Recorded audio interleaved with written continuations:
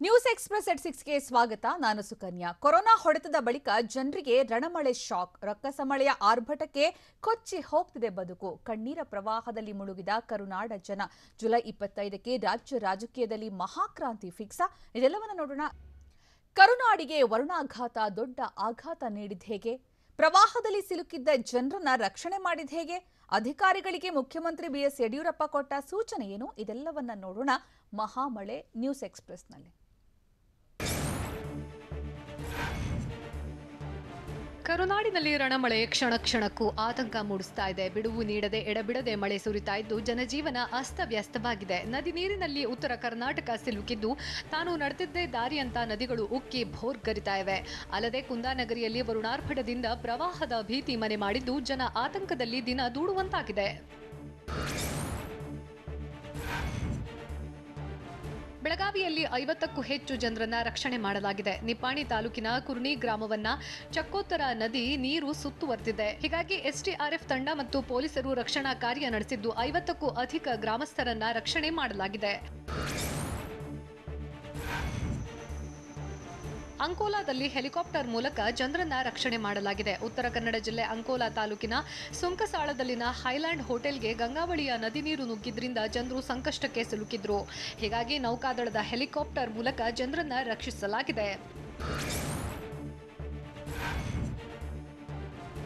ಭಾರೀ ಮಳೆಯಿಂದ ಧಾರವಾಡದಲ್ಲಿ ಗ್ರಾಮಕ್ಕೆ ರಸ್ತೆ ಸಂಪರ್ಕ ಕಡಿತವಾಗಿದೆ. ಅಳ್ನಾವರ ತಾಲೂಕಿನ ಕುಂಬಾರಗಣವಿ ಗ್ರಾಮದ ಬಳಿಯ ಸೇತುವೆ ಮೇಲೆ ನೀರು ಹರಿತಾ ಇದ್ದು 4 ಜಾನುವಾರುಗಳು ನೀರಿನಲ್ಲಿ ಕೊಚ್ಚಿ ಹೋಗಿವೆ. ಮೇಯೋಕೆ ಹೋಗಿ ಮರಳಿ ಬರುವಾಗ ಜಾನುವಾರುಗಳು ನೀರಿನ ಪಾಲಾಗಿದ್ದು ಕೊಚ್ಚಿ ಹೋಗ್ತಾ ಇರುವ ದೃಶ್ಯ ಮೊಬೈಲ್ನಲ್ಲಿ ಸೆರೆಯಾಗಿದೆ.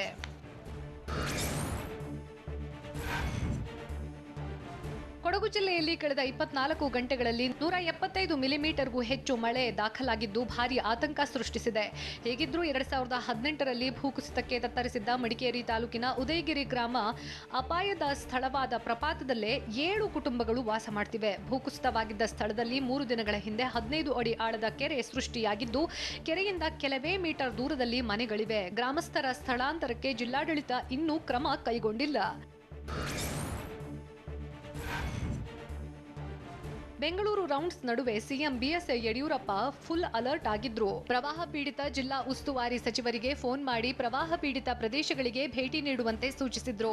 ಡಿಸಿಎಂ ಗೋವಿಂದ ಕಾರಜೋಳ ಸಚಿವ ಬಸವರಾಜ ಬೊಮ್ಮಾಯಿಗೆ ಕರೆ ಮಾಡಿ ಆಯಾ ಜಿಲ್ಲೆ ಉಸ್ತುವಾರಿ ಸಚಿವರು ಜಿಲ್ಲೆಯಲ್ಲಿ ಇರೋಕೆ ಕಟ್ಟಪ್ಪಣೆ ಮಾಡಿದ್ದಾರೆ. ಇದೇ ವಿಚಾರವಾಗಿ ಪ್ರತಿಕ್ರಿಯಿಸಿದ ಸಿಎಂ, ಆಯಾ ಜಿಲ್ಲೆಗಳ ಡಿಸಿಗಳ ಜೊತೆ ಮಾತನಾಡ್ತಾ ಇದ್ದೇನೆ. ಜುಲೈ 25ರವರೆಗೆ ಜಿಲ್ಲೆಯಲ್ಲಿ ಇರೋಕೆ ಗೋವಿಂದ ಕಾರಜೋಳ ಅವರಿಗೆ ಸೂಚಿಸಿದ್ದೇನೆ ಅಂತ ಹೇಳಿದ್ದಾರೆ. ನೆರೆ ಪರಿಸ್ಥಿತಿಯ ಬಗ್ಗೆ ಸಿಎಂ ಕರೆ ಮಾಡಿ ಮಾಹಿತಿ ಪಡೆದಿದ್ದಾರೆ ಅಂತ ಬೆಳಗಾವಿ ಜಿಲ್ಲಾಧಿಕಾರಿ ಎಂಜಿ ಹಿರೇಮಠ್ ತಿಳಿಸಿದ್ದಾರೆ. ಸಂತ್ರಸ್ತರಿಗೆ ಸೂಕ್ತ ವ್ಯವಸ್ಥೆ ಮಾಡೋಕೆ ಸೂಚನೆ ನೀಡಿದ್ದು ಸಂತ್ರಸ್ತರನ್ನ ಶಿಫ್ಟ್ ಮಾಡುವ ಕಾರ್ಯ ಪ್ರಗತಿಯಲ್ಲಿ ಇದೆ ಅಂತ ಡಿಸಿ ಹೇಳಿದ್ದಾರೆ. ಸದ್ಯ ಪರಿಹಾರ ಕಾರ್ಯ ಮುಂದುವರೆದಿದೆ ಅಂತಾನೂ ಜಿಲ್ಲಾಧಿಕಾರಿ ತಿಳಿಸಿದ್ದಾರೆ. ಉತ್ತರ ಕನ್ನಡ ಜಿಲ್ಲೆಯಲ್ಲಿ ವರದಾ, ಗಂಗಾವಳಿ, ಕಾಳಿ, ಅಘನಾಶಿನಿ ನದಿಗಳು ಅಪಾಯದ ಮಟ್ಟವನ್ನ ಮೀರಿ ಹರಿತಾ ಇವೆ. ಮುಂದಿನ 48 ಗಂಟೆ ಭಾರೀ ಮಳೆಯಾಗುವ ನಿರೀಕ್ಷೆ ಇದೆ ಅಂತ ಟಿವಿ9ಗೆ ಉತ್ತರ ಕನ್ನಡ ಜಿಲ್ಲಾ ಉಸ್ತುವಾರಿ ಸಚಿವ ಶಿವರಾಂ ಹೆಬ್ಬಾರ್ ಹೇಳಿದ್ದಾರೆ. ಭಾರೀ ಮಳೆ ನೆರೆಯಿಂದ ಹಲವೆಡೆ ಆಸ್ತಿ ಪಾಸ್ತಿ ನಷ್ಟವಾಗಿದ್ದು ಅರೆಬೈಲು ಘಟ್ಟ ಪ್ರದೇಶಕ್ಕೆ ಸಂಪೂರ್ಣ ಹಾನಿಯುಂಟಾಗಿದೆ. ಕಾಳಿ ನದಿ ಡ್ಯಾಂನಿಂದ ಹೆಚ್ಚುವರಿ ನೀರು ಬಿಡುಗಡೆ ಮಾಡಿದ್ದು ಕಾರವಾರ ಸುತ್ತಮುತ್ತಲಿನ 5 ಗ್ರಾಮಗಳಿಗೆ ನೀರು ನುಗ್ಗಿದೆ ಅಂತ ಶಿವರಾಂ ಹೆಬ್ಬಾರ್ ತಿಳಿಸಿದ್ದಾರೆ.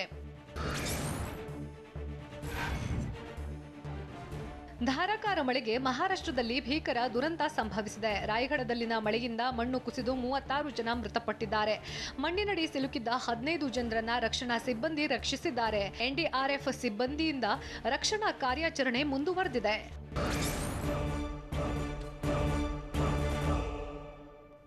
ಬೆಳಗಾವಿಗೆ ಮಹಾರಾಷ್ಟ್ರದ ಮಳೆಯಿಂದ ಕಂಟಕ ಎದುರಾಗಿದ್ದು ಹೇಗೆ?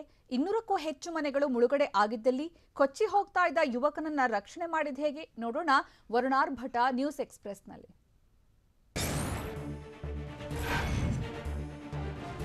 ಬೆಳಗಾವಿಯ ಖಾನಾಪುರ ಪಟ್ಟಣಕ್ಕೆ ಮಲಪ್ರಭಾ ನದಿ ನೀರು ನುಗ್ತಾ ಇದ್ದು ಖಾನಾಪುರದ ಶಾಸಕಿ ಅಂಜಲಿ ನಿಂಬಾಳ್ಕರ್ ಮನೆ ಎದುರು ಜಲಾವೃತವಾಗಿದೆ. ಮಲಪ್ರಭಾ ನದಿಯ ನೀರು ಶಾಸಕಿ ಅಂಜಲಿ ಮನೆಯನ್ನ ಸುತ್ತುವರೆದಿದ್ದು ಖಾನಾಪುರ ಹೊರವಲಯದ ಸೇತುವೆ ಸಂಪೂರ್ಣ ಜಲಾವೃತಗೊಂಡಿದೆ. ಅಲ್ಲದೆ ಖಾನಾಪುರದ ಮೀನಿನ ಮಾರುಕಟ್ಟೆಗೂ ನೀರು ನುಗ್ಗಿದ್ದು ಮಳೆಯಿಂದ ಖಾನಾಪುರ ಪಟ್ಟಣದಲ್ಲಿ ಜನಜೀವನ ಅಸ್ತವ್ಯಸ್ತವಾಗಿದೆ. ಮಹಾರಾಷ್ಟ್ರ ಮಹಾರಾಷ್ಟ್ರ ಪಶ್ಚಿಮ ಘಟ್ಟ ಪ್ರದೇಶದಲ್ಲಿ ವರುಣನ ಆರ್ಭಟ ನಿಲ್ತಾ ಇಲ್ಲ. ಹೀಗಾಗಿ ವೇದಗಂಗಾ ನದಿ ಅಪಾಯದ ಮಟ್ಟವನ್ನ ಮೀರಿ ಹರಿತಾ ಇದೆ. ಬೆಳಗಾವಿಯ ಯಮಗರಣಿ ಗ್ರಾಮಕ್ಕೆ ವೇದಗಂಗಾ ನದಿಯ ನೀರು ನುಗ್ಗಿದ್ದು ಗ್ರಾಮದ 200ಕ್ಕೂ ಅಧಿಕ ಮನೆಗಳು ಸಂಪೂರ್ಣ ಮುಳುಗಡೆಗೊಂಡಿವೆ. ಬಟ್ಟೆಗಳನ್ನ ತೆಗೆದುಕೊಂಡು ಜನ ಜೀವ ಉಳಿಸಿಕೊಳ್ಳೋಕೆ ಹೊರಬಂದಿದ್ದಾರೆ.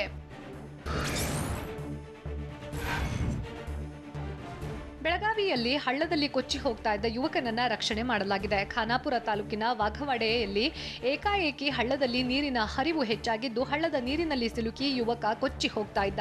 ಹೀಗಾಗಿ ಗ್ರಾಮಸ್ಥರು ಹಗ್ಗ ಎಸೆದು ಯುವಕನನ್ನ ರಕ್ಷಣೆ ಮಾಡಿದ್ದಾರೆ. ಭಾರೀ ಮಳೆಗೆ ಕೊಯ್ನಾ ಜಲಾಶಯ ತುಂಬುವ ಹಂತ ತಲುಪಿದ್ದು ಹೆಚ್ಚುವರಿ ನೀರನ್ನ ಕೃಷ್ಣಾ ನದಿಗೆ ಹರಿಸಲಾಗ್ತಾ ಇದೆ.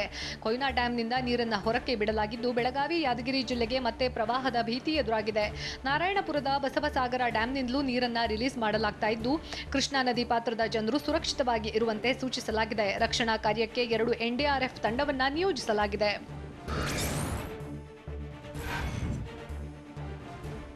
ಚಿಕ್ಕಮಗಳೂರು ಜಿಲ್ಲೆಯ ಮಲೆನಾಡು ಭಾಗದಲ್ಲಿ ಮಳೆ ಮುಂದುವರೆದಿದ್ದು ಭಾರೀ ಮಳೆಯಿಂದ ಸೇತುವೆ ಮುಳುಗಡೆಯಾಗಿದೆ. ಮೂಡಿಗೆರೆ ತಾಲೂಕಿನ ಬೈದುವಳ್ಳಿ ಗೌಡಹಳ್ಳಿ ಸೇತುವೆ ಮುಳುಗಡೆಯಾಗಿ ಗ್ರಾಮಗಳು ದ್ವೀಪದಂತಾಗಿದ್ದು ಸಂಪರ್ಕ ಕಡಿದುಕೊಂಡಿದೆ. ಅಲ್ಲದೆ ಮಳೆ ನೀರು ನುಗ್ಗಿ ಕಾಫಿ ತೋಟ ಗದ್ದೆಗಳು ಸಂಪೂರ್ಣ ಜಲಾವೃತವಾಗಿದ್ದು ಸೇತುವೆಯನ್ನ ದಾಟೋಕೆ ಜನ ಹರಸಾಹಸ ಪಡುತ್ತಿದ್ದಾರೆ. ಚಿಕ್ಕಮಗಳೂರಿನ ಕುದುರೆಮುಖ ಭಾಗದಲ್ಲಿ ಭಾರೀ ಮಳೆಯಾಗ್ತಾ ಇದ್ದು ಕಳಸಾ ತಾಲೂಕಿನ ಹೆಬ್ಬಾಳೆ ಸೇತುವೆ ಸಂಪೂರ್ಣ ಮುಳುಗಡೆಯಾಗಿದೆ. ಕಳಸಾ ಹೊರನಾಡು ಸಂಪರ್ಕ ಕಲ್ಪಿಸುವ ಹೆಬ್ಬಾಳೆ ಸೇತುವೆ ಜಲಾವೃತವಾಗಿದ್ದು ಕಳಸಾ ಹೊರನಾಡು ಸಂಪರ್ಕಿಸುವ ರಸ್ತೆಯನ್ನ ಬಂದ್ ಮಾಡಲಾಗಿದೆ. ಭದ್ರಾ ನದಿ ನೀರು ಅಪಾಯದ ಮಟ್ಟವನ್ನ ಮೀರಿ ಹರಿತಾ ಇದೆ.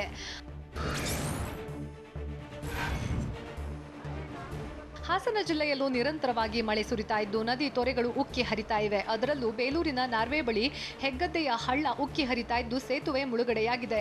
ಇದರಿಂದಾಗಿ ಜನರ ಸಂಚಾರಕ್ಕೆ ಅಡಚಣೆ ಉಂಟಾಗಿದೆ. ಅಲ್ಲದೆ ನಾರ್ವೆ ಮತ್ತು ಸಕಲೇಶಪುರದ ಬಿರಡಹಳ್ಳಿಯಲ್ಲಿ ಸಂಪರ್ಕ ಕಡಿತಗೊಂಡಿದೆ. ಭಾರೀ ಮಳೆಗೆ ಭತ್ತ, ಅಡಿಕೆ, ಕಾಫಿ ತೋಟಗಳು ಜಲಾವೃತಗೊಂಡಿವೆ. ಇನ್ನು ಸಕಲೇಶಪುರ ತಾಲೂಕಿನ ಈಶ್ವರಹಳ್ಳಿ ಬಳಿ ಚಕ್ರತೀರ್ಥ ಹೊಳೆ ಭೋರ್ಗರಿತಾ ಇದ್ದು 100 ಎಕರೆಯಲ್ಲಿದ್ದ ಭತ್ತದ ಗದ್ದೆಗೆ ನೀರು ನುಗ್ಗಿದೆ. ಪಶ್ಚಿಮ ಘಟ್ಟ ಪ್ರದೇಶದಲ್ಲಿ ಭಾರೀ ಮಳೆಯಾಗ್ತಾ ಇದ್ದು ಮಹಾರಾಷ್ಟ್ರದ ಅಂಬೋಲಿ ಫಾಲ್ಸ್ ಉಕ್ಕಿ ಹರಿತಾ ಇದೆ. ಸಿಂಧುದುರ್ಗ ಜಿಲ್ಲೆಯ ಸಾವಂತವಾಡಿ ತಾಲೂಕಿನ ಅಂಬೋಲಿ ಜಲಪಾತ ಮೈದುಂಬಿದೆ. ಅಂಬೋಲಿ ಫಾಲ್ಸ್ ಮೇಲಿಂದ ಬಂಡೆಗಳು ಉರುಳಿದ್ದು ಜೆಸಿಬಿಯಿಂದ ತೆರವುಗೊಳಿಸಲಾಗ್ತಾ ಇದೆ. ಹೀಗಾಗಿ ಗೋವಾ ಮಹಾರಾಷ್ಟ್ರ ನಡುವೆ ಸಂಪರ್ಕ ಕಡಿತವಾಗಿದೆ.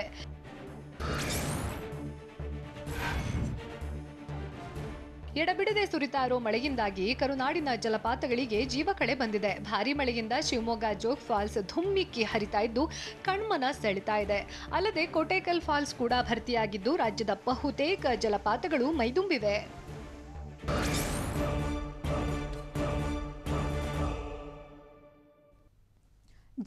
ಜೀವನವನ್ನ ವರುಣ ಕೊಚ್ಚಿಕೊಂಡು ಹೋಗ್ತಿರೋದು ಹೇಗೆ? ಮಹಾಮಳೆಗೆ ಮನೆಗಳು ಕುಸಿದು ಬೀಳ್ತಾ ಇರೋದು ಹೇಗೆ?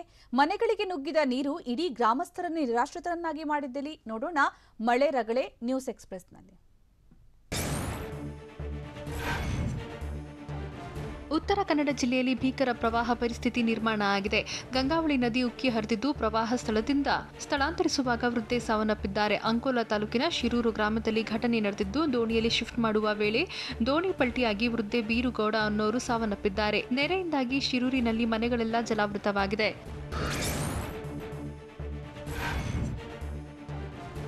ಉತ್ತರ ಕನ್ನಡದ ಶಿರಸಿ, ಸಿದ್ದಾಪುರ ಭಾಗದಲ್ಲಿ ಮಳೆ ಅಬ್ಬರ ಹೆಚ್ಚಾಗಿದ್ದು ಕುಮಟಾ ತಾಲೂಕಿನಲ್ಲಿ ಅಘನಾಶಿನಿ ನದಿ ಉಕ್ಕಿ ಹರಿತಾ ಇದೆ. ಹೆಗಡೆ, ದೇವಕಿ, ಮಿರ್ಜಾನ್ ಗ್ರಾಮದ ಮನೆಗಳಿಗೆ ನೀರು ನುಗ್ಗಿದ್ದು ಗ್ರಾಮಸ್ಥರನ್ನ ನಿರಾಶ್ರಿತರ ಕೇಂದ್ರಕ್ಕೆ ರವಾನಿಸಲಾಗುತ್ತಿದೆ. ಸ್ಥಳಕ್ಕೆ ಶಾಸಕ ದಿನಕರ ಶೆಟ್ಟಿ ಭೇಟಿ ನೀಡಿ ಪರಿಶೀಲನೆ ನಡೆಸಿದ್ದು ಸುರಕ್ಷಿತ ಸ್ಥಳಕ್ಕೆ ರವಾನಿಸೋಕೆ ಅಧಿಕಾರಿಗಳಿಗೆ ಸೂಚನೆ ನೀಡಿದ್ದಾರೆ.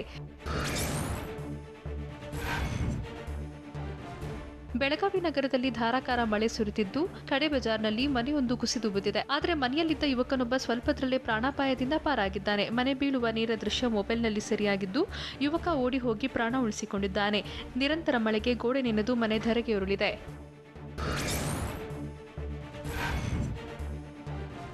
ಬೆಳಗಾವಿಯ ವರ್ಷಧಾರೆ ಮಿತಿಮೀರಿ ಆರ್ಭಟಿಸುತ್ತಿದ್ದು ಕೃಷ್ಣಾ ನದಿ ಭೋರ್ಗರೆಯುತ್ತಿದೆ. ಪ್ರವಾಹ ಮತ್ತು ಮಳೆ ಅಬ್ಬರಕ್ಕೆ ಬೆಳಗಾವಿ ಜಿಲ್ಲೆ ಜನ ಕಂಗಾಲಾಗಿದ್ದು ದೇವಸ್ಥಾನಗಳು, ಮನೆಗಳಿಗೆ ಮಳೆ ನೀರು ನುಗ್ಗಿದೆ. ಅಲ್ಲದೆ ಸಾಕು ಪ್ರಾಣಿಗಳನ್ನು ರಕ್ಷಿಸೋಕೆ ಜನ ಹರಸಾಹಸ ಪಡ್ತಿದ್ದಾರೆ.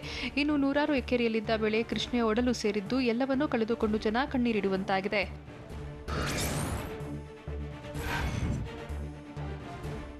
ಕಾರವಾರ ಜಿಲ್ಲೆ ಅಂಕೋಲಾ ತಾಲೂಕಿನಲ್ಲೂ ರಕ್ಕಸ ಮಳೆ ಮುಂದುವರೆದಿದ್ದು ಹೊನ್ನಾಳಿಯಲ್ಲಿ ನೋಡ್ತಿದ್ದಂತೆ ಮನೆಯೊಂದು ಕುಸಿದು ಬಿದ್ದಿದೆ. ನಾಗೇಂದ್ರಗೌಡ ಅನ್ನೋರ್ಗೆ ಸೇರಿದ ಮನೆ ಧರಕ್ಕೆ ಉರುಳಿದ್ದು ದೃಶ್ಯ ಮೊಬೈಲ್ನಲ್ಲಿ ಸೆರೆಯಾಗಿದೆ. ಕಳೆದ 3-4 ದಿನದಿಂದ ನಿರಂತರವಾಗಿ ಮಳೆ ಬೀಳ್ತಿದ್ದು ಹಲವು ಮನೆಗಳಿಗೆ ನೀರು ನುಗ್ಗಿದೆ.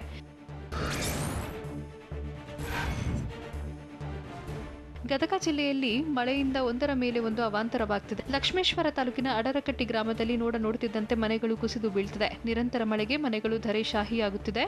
ಅಡರಕಟ್ಟಿ ಗ್ರಾಮದ ಶಾಂತವ್ವ ಅನ್ನೋರ ಮನೆ ಕುಸಿದಿದ್ದು ಮನೆ ಕುಸಿತದ ವಿಡಿಯೋ ಮೊಬೈಲ್ನಲ್ಲಿ ಸೆರೆಯಾಗಿದೆ.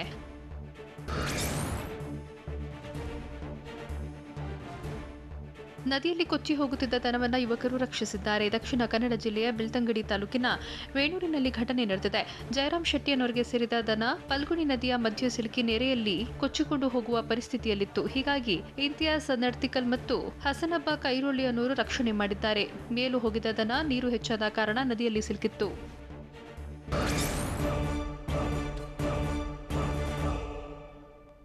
ರಾಜೀನಾಮೆ ಟೆನ್ಷನ್ ನಡುವೆ ಸಿಎಂ ನಡೆಸಿದ ಸಿಟಿ ರೌಂಡ್ಸ್ಗೆ ಯಾರೆಲ್ಲ ಸಾಥ್ ಕೊಟ್ರು? ವಲಸಿಗ ಸಚಿವರಿಗೆ ಸಿಎಂ ಕೊಟ್ಟಿರೋ ಅಭಯ ಏನು? ಕಾಂಗ್ರೆಸ್ಗೆ ಬರೋರಿದ್ರೆ ಅರ್ಜಿ ಸಲ್ಲಿಸಲಿ ಅಂತ ಡಿಕೆಶಿ ಹೇಳಿದ್ದಕ್ಕೆ ನೋಡೋಣ ಸಿಎಂ ಪದತ್ಯಾಗ ನ್ಯೂಸ್ ಎಕ್ಸ್‌ಪ್ರೆಸ್‌ನಲ್ಲಿ.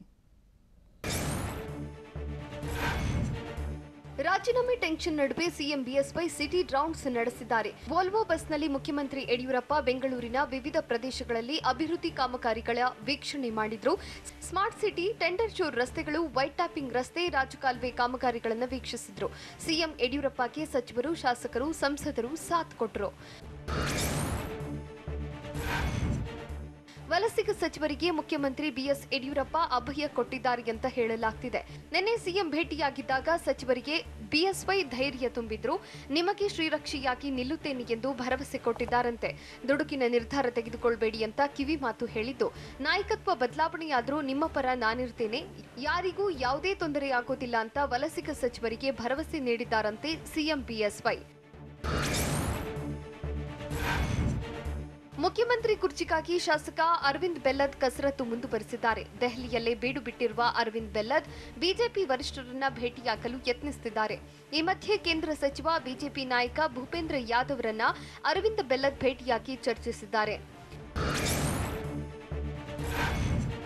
ಬಿಜೆಪಿ ಕಾರ್ಯಕರ್ತರು ಸಿಎಂ ಹೇಳಿಕೆ ಮೆಚ್ಚಿಕೊಂಡಿದ್ದಾರೆ ಅಂತ ಗ್ರಾಮೀಣಾಭಿವೃದ್ಧಿ ಸಚಿವ ಈಶ್ವರಪ್ಪ ಹೇಳಿದ್ದಾರೆ. ಚಿತ್ರದುರ್ಗದಲ್ಲಿ ಮಾತನಾಡಿದ ಅವರು, ಸಿಎಂ ಯಡಿಯೂರಪ್ಪ ರಾಷ್ಟ್ರೀಯ ನಾಯಕರ ಆದೇಶ ಪಾಲಿಸೋದಾಗಿ ಈಗಾಗಲೇ ಹೇಳಿದ್ದಾರೆ. ಜುಲೈ 25ಕ್ಕೆ ಬರುವ ಸೂಚನೆ 26ಕ್ಕೆ ಪಾಲಿಸೋದಾಗಿ ಹೇಳಿದ್ದಾರೆ. ಸಿಎಂ ಸ್ಥಾನಕ್ಕೆ ಅಭಿಮಾನಿಗಳು ನಮ್ಮ ಹೆಸರು ಹೇಳ್ತಿರ್ತಾರೆ, ಬೇಡ ಅಂದ್ರೂ ಕೇಳೋದಿಲ್ಲ. ಎಲ್ಲಾ ಶಾಸಕರ ಅಭಿಪ್ರಾಯ ಕೇಳಿ ಕೇಂದ್ರ ಸಿಎಂ ಆಯ್ಕೆ ಮಾಡಲಿದೆ ಎಂದು ಹೇಳಿದರು. ಸಚಿವ ಸಿಪಿ ಯೋಗೇಶ್ವರ್, ಶಾಸಕರಾದ ಬಸವನಗೌಡ ಪಾಟೀಲ್ ಯತ್ನಾಳ್ ಮತ್ತು ಅರವಿಂದ್ ಬೆಲ್ಲದ್ಗೆ ಸಚಿವ ಕೆಎಸ್ ಈಶ್ವರಪ್ಪ ತಿರುಗೇಟು ನೀಡಿದ್ದಾರೆ. ಪರೀಕ್ಷೆ ಬರೆದಿದ್ದೇವೆ ಎಂದಿದ್ದ ಸಚಿವ ಸಿಪಿ ಯೋಗೇಶ್ವರ್, ಯತ್ನಾಳ್, ಅರವಿಂದ್ ಬೆಲ್ಲದ್ ಹೇಳಿಕೆಗಳು ಮುಗಿತು. ರಾಷ್ಟ್ರೀಯ ನಾಯಕರು ಮತ್ತು ಬಿಎಸ್ವೈ ಮಾತು ಅಷ್ಟೇ ಉಳಿದಿರುವುದು.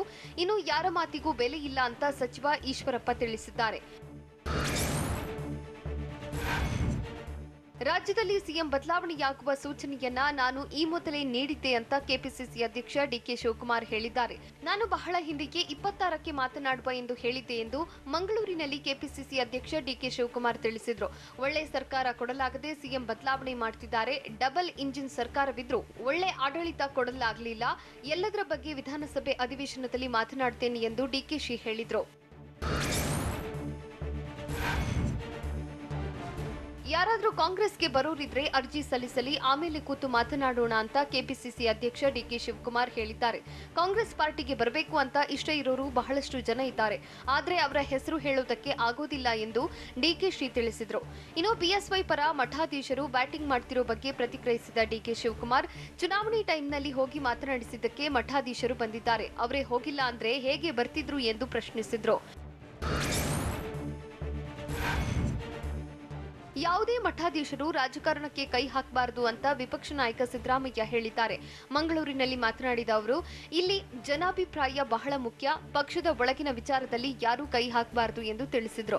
ಜನರ ಬಗ್ಗೆ ಬಿಜೆಪಿಗೆ ಕಾಳಜಿ ಇಲ್ಲ, ಹಿಂದೆಯೂ ಇರಲಿಲ್ಲ. ಈಗ ಎಲ್ಲಾ ಕಡೆ ಮಳೆ ಬಂದು ಜನ ಕೊಚ್ಚಿ ಹೋಗಿದ್ದಾರೆ, ಮನೆಗಳು ಬಿದ್ದಿವೆ. ಹೀಗಾಗಿ ಸರ್ಕಾರ ಯುದ್ಧೋಪಾದಿಯಲ್ಲಿ ಕೆಲಸ ಮಾಡುವ ಬದಲು ಸಿಎಂ ಬದಲಾವಣೆಯಲ್ಲಿದ್ದಾರೆ. ಈಗ ಬಿಎಸ್ವೈರನ್ನ ಚೇಂಜ್ ಮಾಡ್ತಾರೆ, ಆದ್ರೆ ಬರೋನು ಕೂಡ ಭ್ರಷ್ಟನೇ ಆಗಿರ್ತಾನೆ ಎಂದು ಸಿದ್ದರಾಮಯ್ಯ ಕಿಡಿಕಾರಿದ್ರು.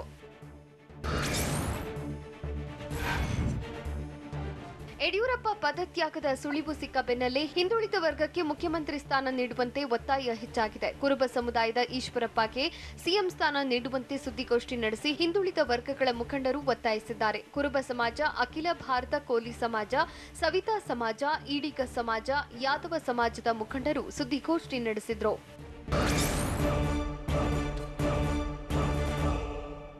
ಕಾವಿ ಕಹಳೆಗೆ ಸಾಕ್ಷಿಯಾಗೋದು ಹೇಗೆ? ರಾಜಧಾನಿ ಬೆಂಗಳೂರು ಬಿಎಸ್ವೈ ಕ್ಯಾಂಪ್ ಬದಲಾವಣೆ ಬಗ್ಗೆ ಶಾಸಕ ರೇಣುಕಾಚಾರ್ಯ ಹೇಳಿದ್ದೇನು? ಸಿದ್ದರಾಮಯ್ಯಗೆ ಸಚಿವ ಕೆಎಸ್ ಈಶ್ವರಪ್ಪ ತಿರುಗೇಟು ನೀಡಿದ್ದೇಕೆ? ಇದೆಲ್ಲವನ್ನ ನೋಡೋಣ ಸಮಗ್ರ ನ್ಯೂಸ್ ಎಕ್ಸ್‌ಪ್ರೆಸ್‌ನಲ್ಲಿ. ಬೆಂಗಳೂರಿನಲ್ಲಿ ಕಾವಿ ಕಹಳೆ ಮೊಳಗಲಿದೆ. ರಾಜಕೀಯ ಬೆಳವಣಿಗೆ ಬಗ್ಗೆ ಸ್ವಾಮೀಜಿಗಳ ನಡೆಗೆ ಆಕ್ಷೇಪ ವ್ಯಕ್ತಪಡಿಸಿರುವುದರಿಂದ ಜುಲೈ 25ಕ್ಕೆ ಎಲ್ಲಾ ಸಮುದಾಯಗಳ ಮಠಾಧೀಶರು ಸಮಾವೇಶ ನಡೆಸಲಿದ್ದಾರೆ.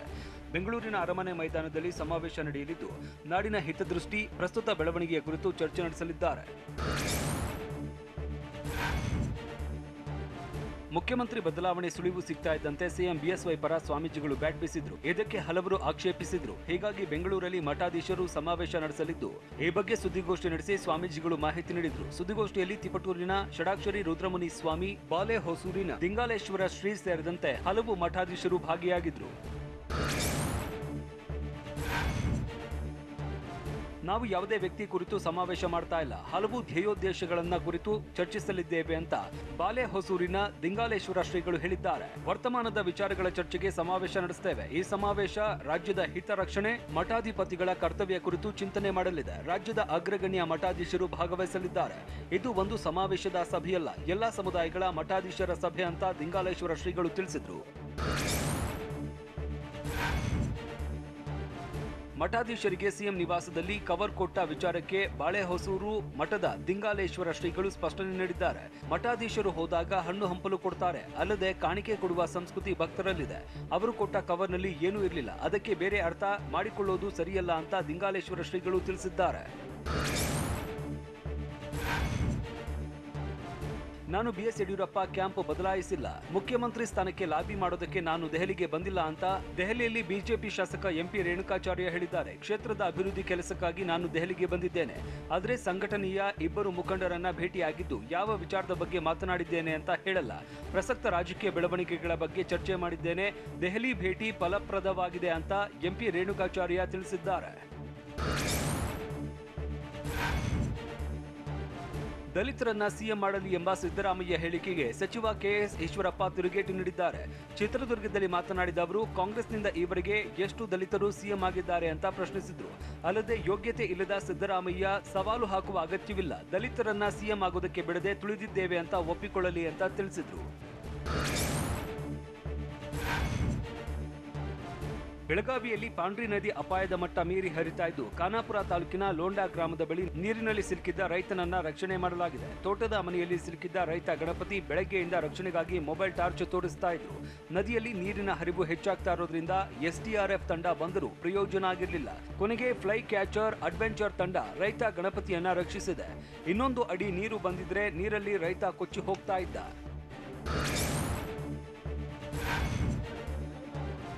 ಪ್ರವಾಹ ಪೀಡಿತ ಪ್ರದೇಶಗಳಿಗೆ 4 ಎನ್ಡಿಆರ್ಎಫ್ ತಂಡ ಕಳಿಸಿದ್ದೇವೆ ಅಂತ ಬೆಂಗಳೂರಲ್ಲಿ ಕಂದಾಯ ಸಚಿವ ಆರ್ ಅಶೋಕ್ ಹೇಳಿದ್ದಾರೆ. ಕೃಷ್ಣಾ ನದಿಯಿಂದ ಹೊರಹರಿವು ಮತ್ತಷ್ಟು ಹೆಚ್ಚಾಗುವ ಸಾಧ್ಯತೆ ಇದೆ. ಭಾರೀ ಮಳೆಯಿಂದಾಗಿ 8 ತಾಲೂಕುಗಳಲ್ಲಿ ಹಾನಿಯಾಗಿದ್ದು ಕಾಳಜಿ ಕೇಂದ್ರಗಳಿಗೆ ಶಿಫ್ಟ್ ಮಾಡುವ ಕೆಲಸ ಮಾಡಿದ್ದೇವೆ. ಹಾನಿ ಬಗ್ಗೆ ಡಿಸಿಗಳಿಂದ ಮಾಹಿತಿ ಪಡೆದುಕೊಳ್ತಾ ಇದ್ದು ಎಲ್ಲಾ ಜಿಲ್ಲಾಧಿಕಾರಿಗಳು ಅಲರ್ಟ್ ಆಗಿರುವುದಕ್ಕೆ ಸೂಚಿಸಿದ್ದೇವೆ. 10 ಜಿಲ್ಲೆಗಳಲ್ಲಿ ವಾಡಿಕೆಗಿಂತ ಹೆಚ್ಚಿನ ಮಳೆಯಾಗಿದೆ. ಇನ್ನು 3 ದಿನಗಳ ಕಾಲ ಹೆಚ್ಚಿನ ಮಳೆಯಾಗಬಹುದು ಅಂತ ಅಶೋಕ್ ತಿಳಿಸಿದ್ದಾರೆ.